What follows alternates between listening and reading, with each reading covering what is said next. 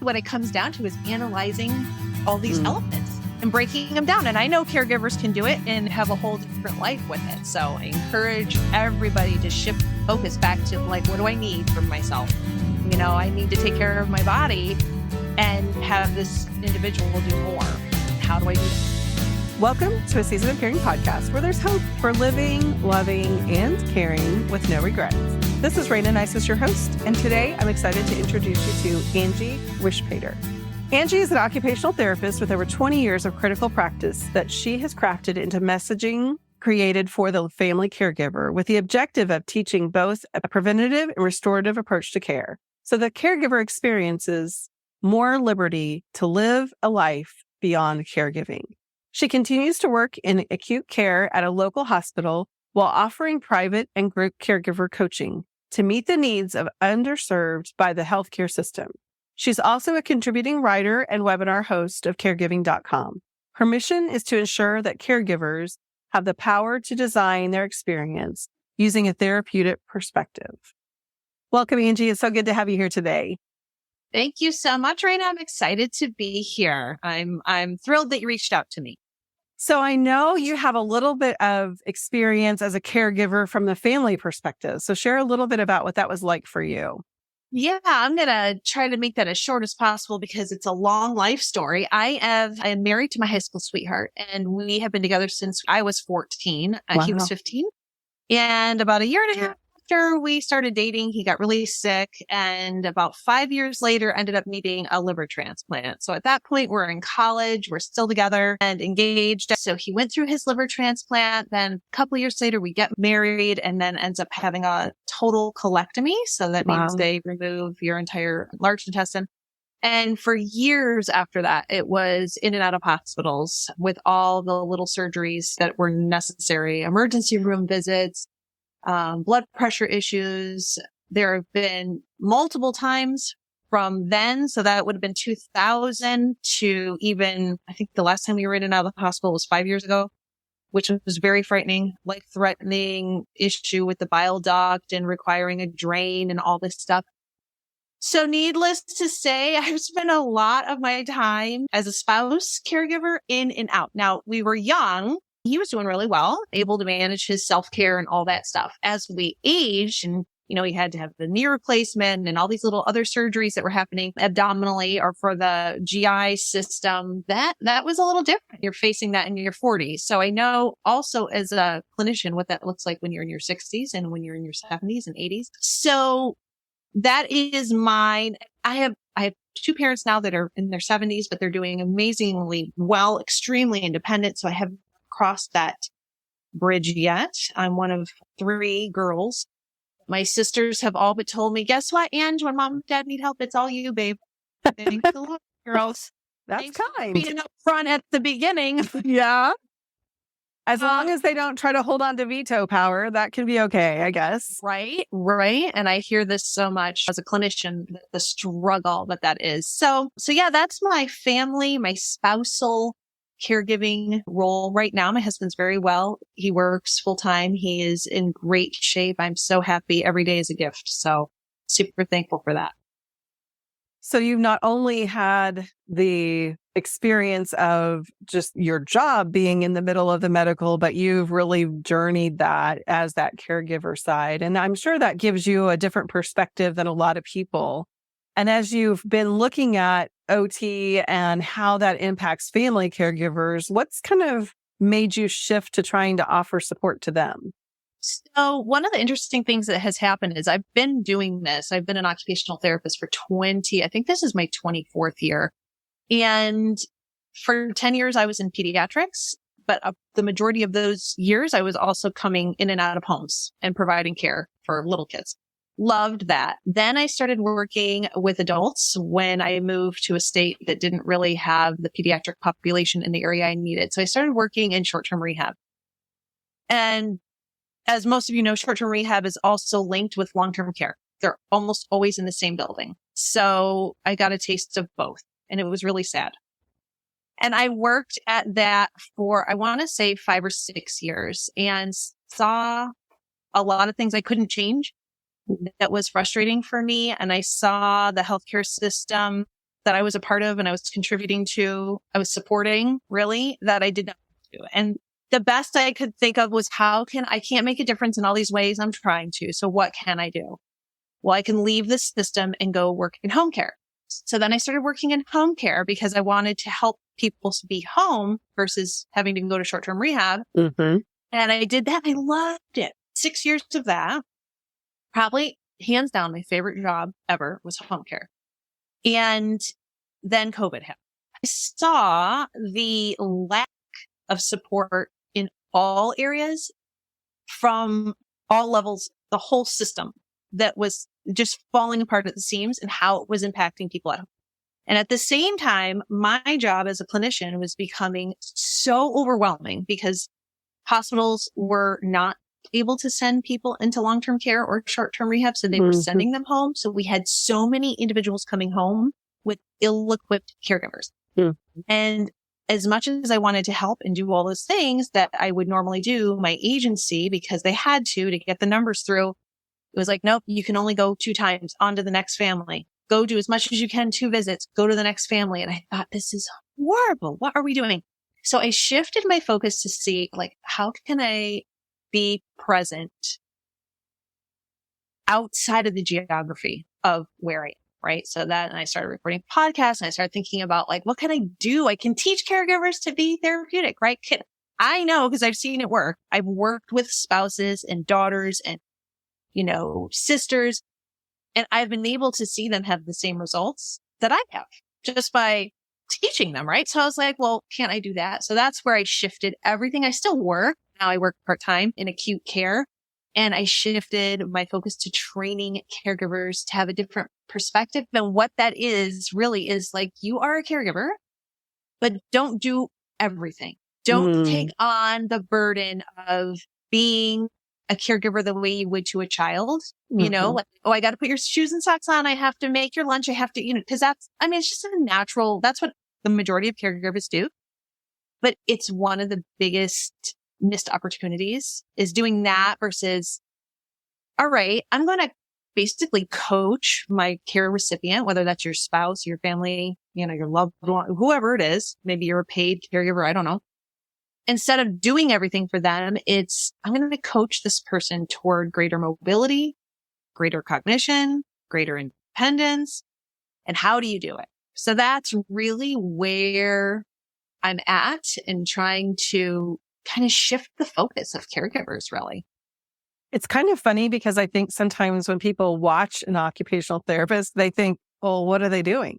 Because it is those minute little instructions, those prompts, those simple little shifts in how the person's doing it and what they're doing and how you can give them the tools to do it themselves compared to just doing it. 100%. You just said it. That's totally it. Everybody knows physical therapy. They're like, oh, my dad's getting physical therapy. That means he's going to get stronger. He's going to walk better. And then I can't tell you how many times as an occupational therapist when I was in home care, I would call to make that first appointment. And so many families would be like, no, we don't need you. We're good. We have PT. I'm like, you have no idea. I mean, let me come in one time and, and then usually they would totally get it and let me stay. But it's so much more than making your body stronger or exercises. I try actually very hard to work away from exercises because a lot of individuals don't want to do exercises, and that's not the answer. It's really utilizing a holistic approach and connecting them to their inner energy, right? Like a lot of aging individuals who are losing their purpose, losing their independence, they are getting depressed. They are losing functional capacity is the best way to put it because they aren't doing stuff. And the less you do, the more withdrawn you become, the weaker you get. So it's like there's a way to tap in there and promote, more independence and more activity and a more positive outlook, which then affects the caregiver. Because then the caregiver is not dealing with a depressed, non-mobile individual who's dependent on them for all these things and just sits around and watches, CSI Miami for 10 hours a day. So So it's a full circle. And I like to help caregivers think about themselves and their care recipient as like business partners. Instead of you being the person that has to take care of this person, how are you guys working toward a common goal? What's the goal? What do you want out of life? This is not life. Getting dressed, going to the bathroom, sitting in a recliner, waiting for your breakfast, getting up, walking to the toilet. It's not purposeful. It's not living. So what is that? And it's different for everybody. So I really like to push the thought process and get caregivers to think, what is it that I like? What does caregiving look like for me? Because I truly believe you can design your caregiving experience. You might not have control over when it happens or how long you're in it, but the everyday aspect, there are aspects that you can design, but you really have to shift the way you're looking. I love that, because what it reminded me of is that big boulder that when you start to roll it, it can move a little bit, but it can move. And the more you move it, the easier it is to move it.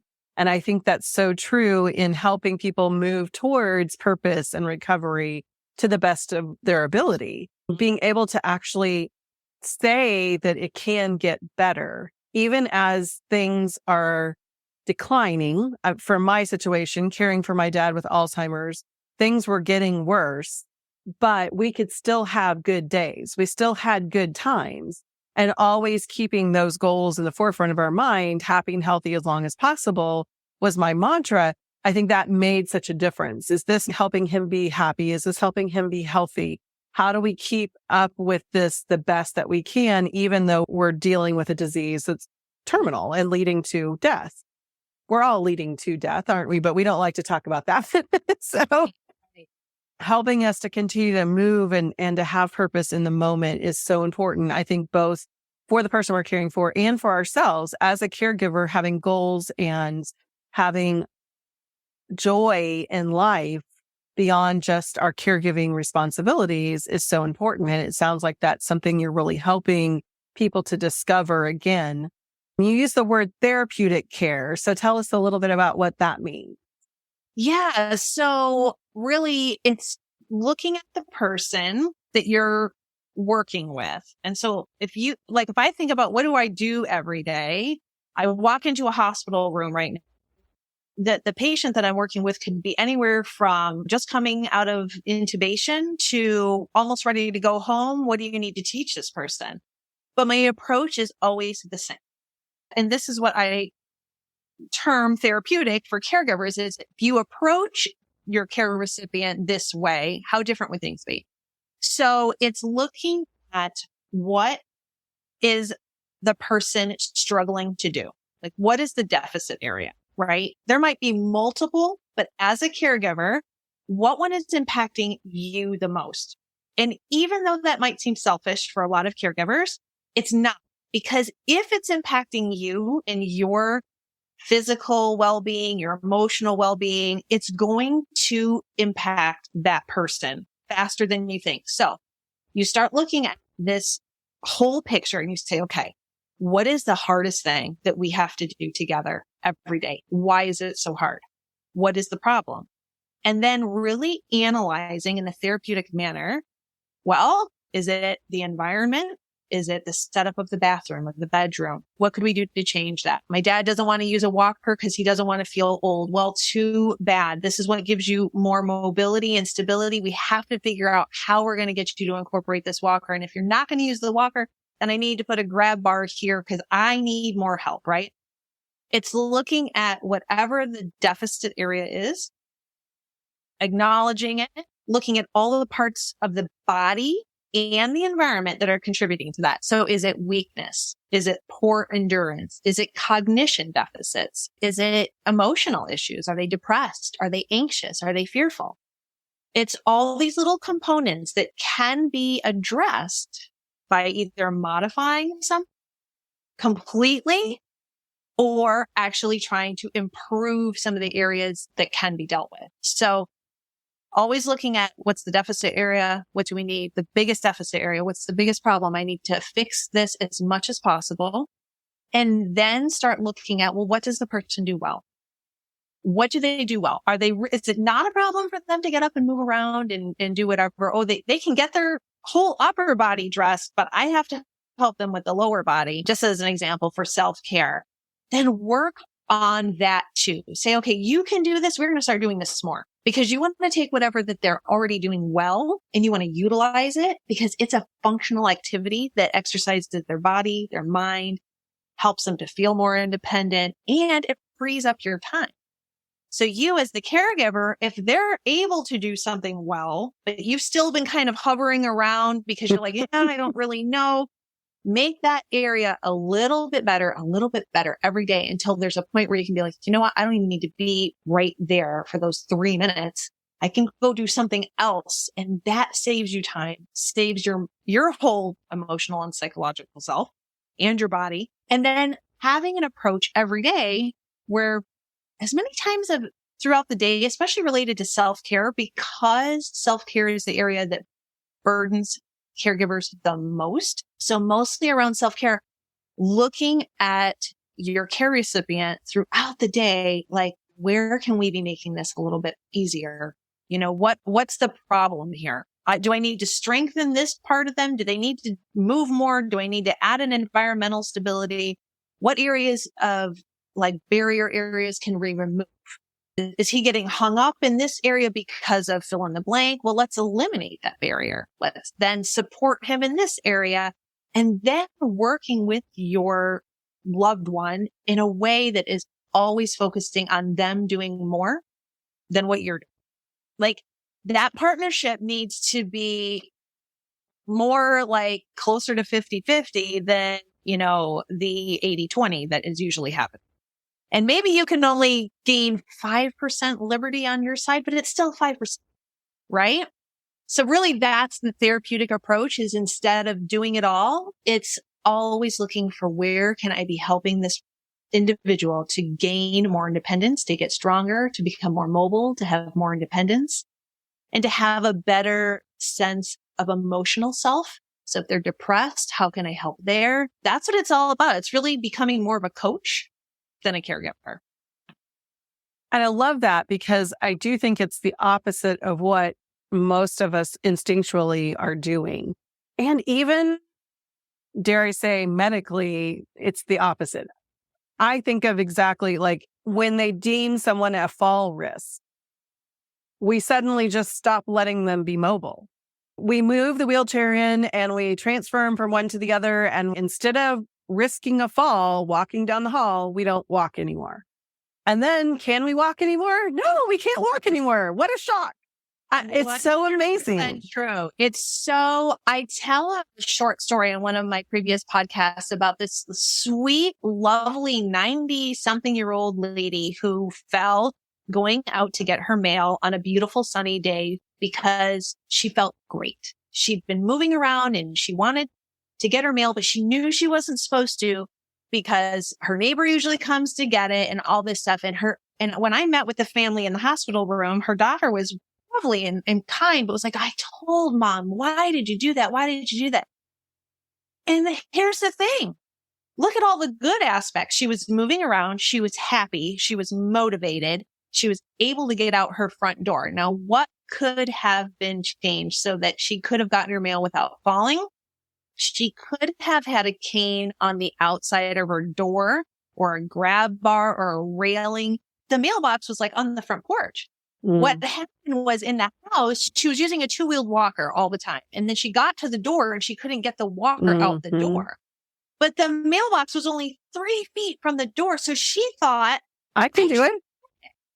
And the thing is, she could do it. It's just that the system wasn't set up for her to do it. Right. So had she had the right balance device to use, had she had a plan. So if the family had said to her, hey, if you ever want to get the mail by yourself, what would you do? And then work through her, like the whole process. She would not have fallen. And this is what happens so many times. People get, like you said, so afraid that their loved one's going to fall and break a hip. And the numbers are scary. I'm going to read some numbers here because they're super important. So most recent research shows that 800,000 people a year are hospitalized because of a fall. That's a lot. Wow. Out of that number, 300,000 result in a hip fracture. And that's never good because I can't tell you how many times I've seen life-changing results after a hip fracture. I mean, it almost seems like it never goes back to normal. 1 in 5 falls result in serious injury. And the leading cause of death for people over 65 years of age is a fall. Over 65. That's not even old. Yeah. Well, my mom suffered her first fall, ironically, when she was, I think, 68. And it was as simple as like she stepped off of a step funny and one of her ankle bones, like her foot bones broke. And then and she was like, I don't even know what happened. And it was, 3 months of non-weight bearing and it was a disaster. But falls are avoidable. Now, even looking at my mom's situation, what could have been avoided? Well, she had the lights off in the hall that she was going down the stairs in. She was carrying something and she just misstepped. So it was avoidable, right? Even when you look at all these things, they're almost always avoidable. Falls, the less you move, the worse it's going to be. The weaker you are, the worse it's going to be. If the environment's not set up, the worse it's going to be. The more you coddle your loved one, like you said, we're going to just stay in the wheelchair and then we're just going to wheel you over here. Well, eventually that little stand that they're doing from the wheelchair to get to point B is even going to become a problem. Exactly. Yeah. And it's like they're doing less and less. So they have, again, I think that leads to the mental issue of why am I here? My great aunt used to say, I think God forgot I was even here so that he hasn't called me home yet.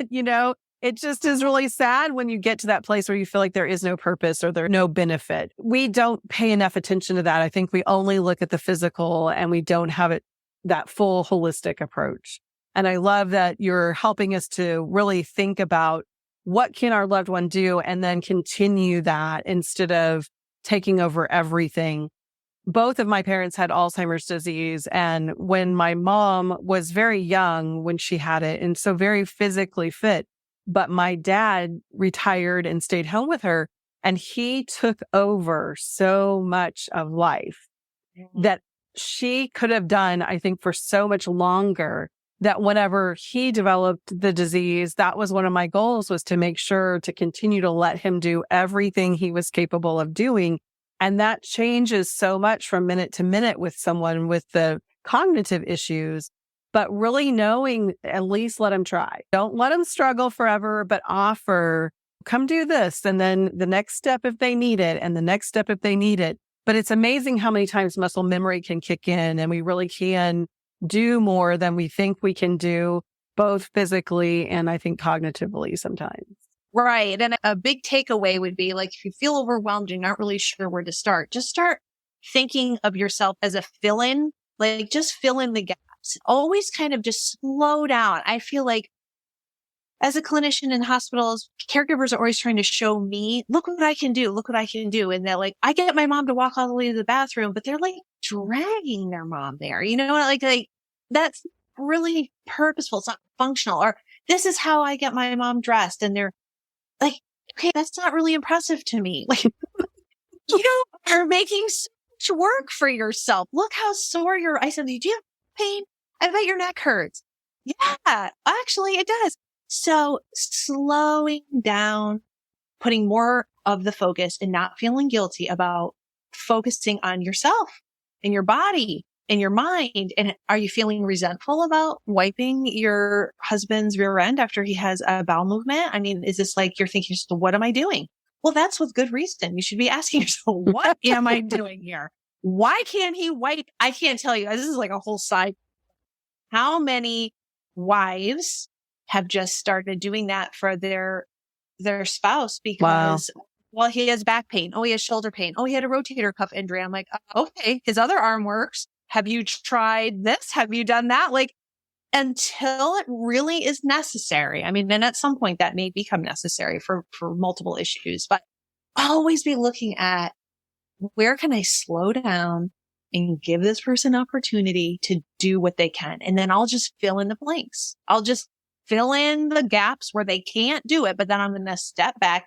And yes, maybe initially it's going to take longer, right? So maybe toileting now is going to take 15 minutes versus 5, but in 2 weeks, it will be back down to 5 and you won't be doing all the stuff. So it's investing up front to get your time back in the end. It definitely is. There are so many pieces of it that come to mind when you say that. And I always relate it back to I'm in the season of having grandkids that are potty training. So when you talk about that, I immediately think about if we put ourselves back in that place of how much more time as a grandma, I just take the time and we're not in a rush. And so many times in the parenting season, we are in a rush. There's a million other things to do. So taking longer to sit on the potty until they say they're really done, is not something mom does where Graham says, are you sure? Let's just sit here a little longer. And I think the same thing as a caregiver. So many times we're rushing to the next thing when really the next thing is just getting them back settled where they were and sitting there for another hour, right? Why not take a little bit more time? Exactly. Like make use of any activity you possibly can as a therapeutic event. Like even going to the bathroom. Okay. Are you sitting there stable? How long can you stand with good balance while we're trying to pull your pants up? Instead of me pulling your pants up, I hold your balance and you pull your pants up.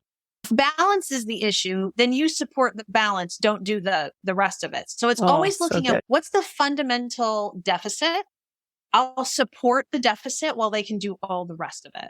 And it's life changing because then you're not, if you think about your own physical body, just in the toileting aspect, think about what your physical body is doing if you're the one wiping and pulling up pants versus if you're the one just standing there supporting their standing balance while they do it. Your body is being saved and they're working the parts of their body they should be working. And that's what occupational therapy does. And it does seem like what are they even doing? I've asked myself, I'm like, how is this even? But what it comes down to is analyzing all these elements and breaking them down. And I know caregivers can do it and have a whole different life with it. So I encourage everybody to shift focus back to what do I need for myself? I need to take care of my body and have this individual do more. How do I do that? So good. We could talk forever. So Angie, tell my audience how they can learn more about what you're doing, where they can find your videos. Oh, so helpful. So thank you for that. So the website is caregivingbydesign.com. And I have a podcast that the link is right there. If you go to it, you'll see the podcast there. You can find me on TikTok. I love to record little videos there, just quick little hey, did you know this? I often will share therapeutic things like, hey, if you do this for your person before you get them out of bed, you'll see this effect. So it's super helpful there. And then the podcast name is Caregiver by Design, and you can find that on wherever you get your podcasts. Awesome. So thank you so much for just sharing your little tiny tidbits. We just barely even scratched the surface, but I so appreciate it having you here today and just sharing a little bit of your knowledge. Thank you. It was a blast. And I hope for everyone to give a little shift in their focus a try in the next week and see what parts you feel better about, really spend some time thinking about what you need. And then I always like to say this on the end of my podcast. I'll say it on yours. I am so, so thankful for caregivers everywhere that they are so important. You don't often hear the thank you that you need from your recipient at home, but I am saying thank you because you are such a vital element of our society, our healthcare system, and often you are overlooked and overburdened. And I just love to extend a thank you for what you do. Thank you. So true. Thank you for joining us today on A Season of Caring podcast. Just a reminder, we are created for the encouragement of family caregivers. If you have financial, medical, or legal questions, be sure to consult your local professionals and take heart in your season of caring.